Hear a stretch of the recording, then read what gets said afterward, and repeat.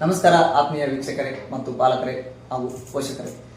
ನೀವು ನಿಮ್ಮ ಮಗುವಿಗೆ ಜೀವನದಲ್ಲಿ ಏನಾದರೂ ಉಡುಗೊರೆ ಕೊಡಬೇಕೆಂದರೆ ಅದು ಉತ್ತಮ ಶಿಕ್ಷಣವಾಗಿರಲಿ.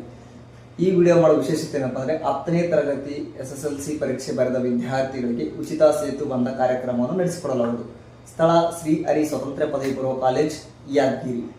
ದಿನಾಂಕ 10/4/2025 ದಿನಾಂಕ 12/5/2025 ಸಮಯ ಬೆಳಗ್ಗೆ 9 ಗಂಟೆಯಿಂದ ಮಧ್ಯಾಹ್ನ 1 ಗಂಟೆಯವರೆಗೆ ಉಚಿತ ಸೇತು ಬಂಧ ಕಾರ್ಯಕ್ರಮವನ್ನು ನಡೆಸಿಕೊಡಲಾಗುವುದು.